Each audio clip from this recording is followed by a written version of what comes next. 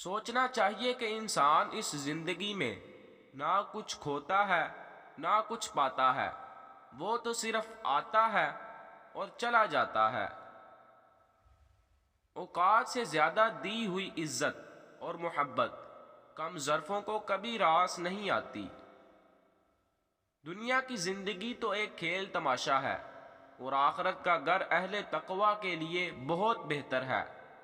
کیا تم عقل سے کام نہیں لیتے؟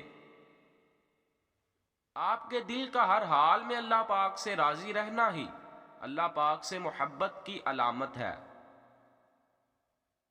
لوگ تم سے برا سلوک کرتے ہیں کیونکہ وہ بد اخلاق ہیں، تم ان سے اچھا سلوک کرو کیونکہ تم با اخلاق ہو۔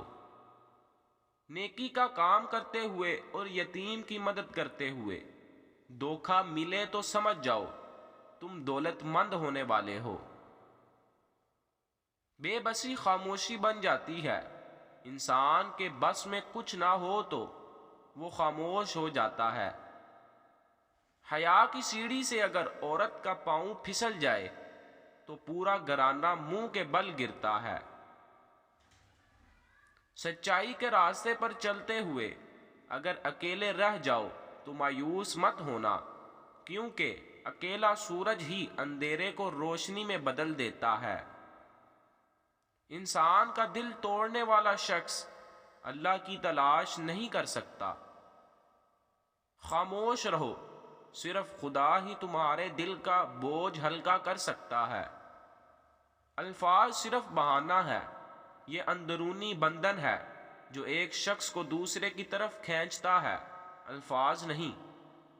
اچھی صورت دل کو متاثر کرتی ہے، جبکہ اچھی سیرت روح کو۔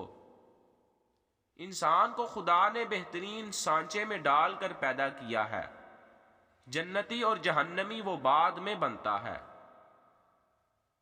یہ بات معنی نہیں رکھتی کہ آپ کتنی زبانیں سمجھ سکتے ہو، صرف دلوں کو سمجھنا ہی آپ کو اہم بناتا ہے۔